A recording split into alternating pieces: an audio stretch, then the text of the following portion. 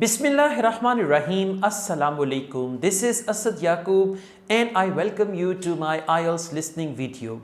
Well guys, the purpose of making these videos is very simple. It is to explain IELTS listening inside out so that you could understand how to develop good understanding for IELTS listening. I would advise you to watch all the videos of this series and you can easily identify all the videos in the same shirt. These are going to be the videos of the same series, and besides there is a playlist with this video. So in that playlist you will find all the videos which are related to this test. Today I'm going to solve Cambridge IELTS book number 13, test number 4. If you have the book, you can put the book in front of you and you should have a pen and paper, notepad and pencil, or paper, whatever you want, but pencil is better, right? So that you could write the answers as well. This video is going to be interactive. It's not something that you watch and it's over. No, you need to interact with the video, and at the end you will check your answers as well. Now let's take a start with IELTS listening part 1. As far as IELTS listening part 1 is concerned, mostly it is one word only. Now we have this test, Alex's training. So it means this listening audio is about training. Let me tell you one thing, this test is very difficult, especially part 2 and part 3. They are extremely hard. Okay, so you can go through this test and you can see if IELTS listening becomes difficult, what can be the extension of that difficulty. So Alex's training, question number 1, about the applicant. At first Alex did, now Alex is a person, he did some training, so this audio is all about him. At first Alex did his training in the dash department. Now as I told you before, there are distractions in IELTS listening. What can be the distraction? The question is Alex did his training. Did means past. Okay, so if he talks about present or future, these two things will be the distractions. For example, in the dash department, now if he says I will do my training in the marketing department, that is not the answer. If he says currently I am doing my training in marketing department, that is not the answer because that is present. But if he says last year I attended a training or I did a training in marketing, then marketing will be the answer. So these are the distractions. Now we go on. Question number 2, Alex did, and by the way at the end I will play the audio. Okay, and you will have to take this complete test and then I will show you the answers. You will check your answers and then you will type your number of correct answers below this video in the comments. Okay, so this is quite interactive. You will have a feeling that you are attending a face-to-face class actually.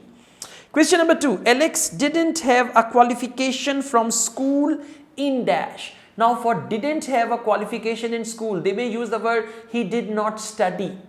He did not study dash, or they may say he failed in dash, and the answer is going to be a subject because they said didn't have a qualification from school in. As you know, in school we have subjects like English, Hindi, Urdu, maths, science, chemistry, physics and all that. So the answer is going to be a subject, and that subject is the one Alex didn't have qualification. Maybe he failed that subject or he didn't attend that, anything like that.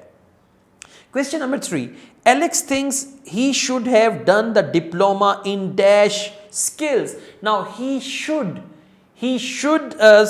thinks he should have done. Now whenever they write should have done, it means what he did, he is not happy with that. For example, if I say, I live in Canada, right, and I say I should have gone to Australia, means Australia could be better option for me. So if they say I did, for example, I did marketing course, but now I repent, I should have attended finance course.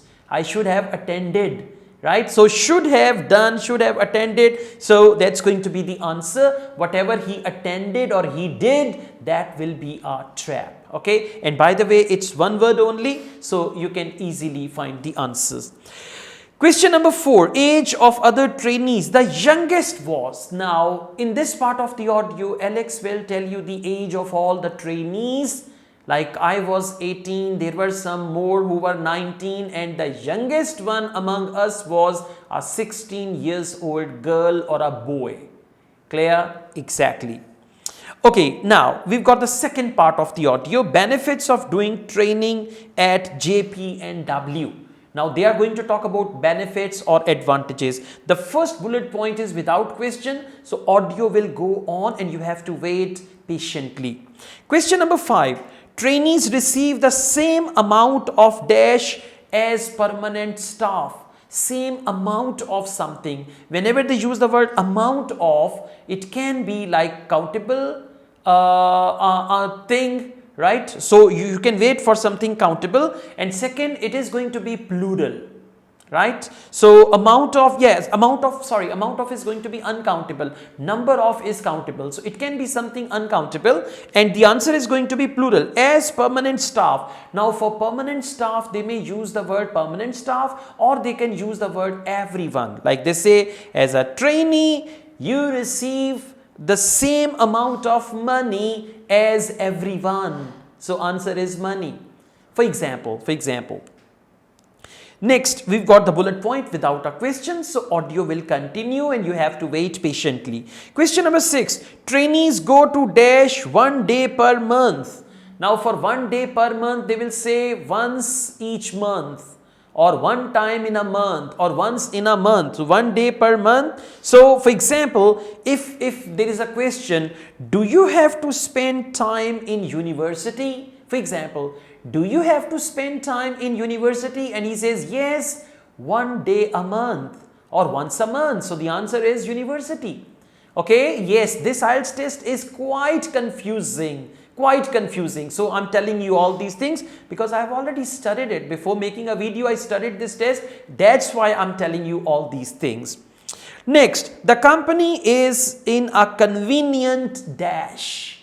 Now, the company is in a convenient premises, and for convenient, they can use the word a real advantage is, for example, if the answer is the company is in a convenient place, for example, so they say a real advantage is place, which is very easy, right? So easy or anything like that, they are going to use for that.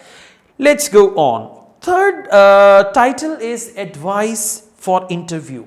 Now they are going to give advice for interview, and this is the third part. Don't wear dash. Don't wear dash when you go for your interview. So don't wear, you can do some fluke. What? Exactly, that's the answer. So don't wear dash. For example, they say nothing too casual. For example, they say when you go for your, for example, the answer is t-shirt, and they say when you go for your interview, nothing too casual like t-shirt. Nothing too casual like t-shirt means don't wear t-shirt. Clear? Yes, exactly. This is the language and this is the understanding which you have to develop to master IELTS listening. Question number 9, don't be dash. Now when you go for interview, what do they say usually? Don't be? Exactly, that's the right answer, but that's your fluke. So don't be that. Now if they say, for example, don't be funny, for example, don't be funny. So they hate people who are funny, right? Don't be funny. So instead of don't be, they will use the word they hate people who are funny. They dislike people who are funny. That means don't be funny. Okay, so I mean, this is what I want to teach you guys, and that's what you like actually. Question number 10, make sure you dash. Make sure you dash means there is something you must do. So for that they say useful piece of advice is to, right? So for example, make sure you laugh. For example, make sure you laugh. So for that they say useful piece of advice is to laugh. To laugh. Okay, so make sure you dash means it's going to be a verb, and for make sure they are going to use useful piece of advice is to, and then whatever they say after that, that will be your answer. Okay guys, all the best. I also teach IELTS online. If you want to join my online IELTS classes, my WhatsApp number is given. You can contact me for that. Now I'm going to play the audio. On a piece of paper, please write numbers from 1 to 10. As the test proceeds, take a look at your screen or mobile and write down all 10 answers. At the end of the test, answers are given. Check your answers and comment this video that out of 10 how many answers are correct. If your target band is 6, you must make 7 correct answers. If your target band is 7, you must make 8 correct answers, and if your target band is 8, you must make 10 correct answers. All the best, guys. Take care. Listen carefully and answer questions 1 to 7. Hi, Alex. It's Martha Clines here. James White gave me your number. I hope you don't mind me calling you. Of course not. How are you, Martha? Good, thanks. I'm ringing because I need a bit of advice. Oh yeah, what about? The training you did at JPNW a few years ago, I'm applying for the same thing. Oh right, yes, I did mine in 2014. Best thing I ever did. I'm still working there. Really? What are you doing? Well, now I work in the customer services department, but I did my initial training in finance. I stayed there for the first 2 years and then moved to where I am now. That's the same department I'm applying for. Did you enjoy it? I was pretty nervous to begin with. I didn't do well in my exams at school, and I was really worried because I failed maths. But it didn't actually matter because I did lots of courses on the job. Did you get a diploma at the end of your trainee period? I'm hoping to do the one in business skills. Yes, that sounds good. I took the one on IT skills, but I wish I'd done that one instead. Okay, that's good to know. What about the other trainees? How did you get on with them? There were about 20 of us who started at the same time, and we were all around the same age. I was 18, and there was only one person younger than me who was 17. The rest were between 18 and 20. I made some good friends. I've heard lots of good things about the training at JPNW. It seems like there are a lot of opportunities there. Yeah, definitely. Because of its size, you can work in loads of different areas within the organisation. What about pay? I know you get a lower minimum wage than regular employees. That's right, which isn't great, but you get the same number of days holiday as everyone else, and the pay goes up massively if they offer you a job at the end of the training period. Yeah, but I'm not doing it for the money. It's the experience I think will be really useful. Everyone says by the end of the year you gain so much confidence. You're right, that's the most useful part about it. There's a lot of variety too. You're given lots of different things to do. I enjoyed it all. I didn't even mind the studying. Do you have to spend any time in college? Yes, 1 day each month. So you get lots of support from both your tutor and your manager. That's good. And the company is easy to get to, isn't it? Yes, it's very close to the train station, so the location's a real advantage. Before you hear the rest of the phone conversation, you have some time to look at questions 8 to 10.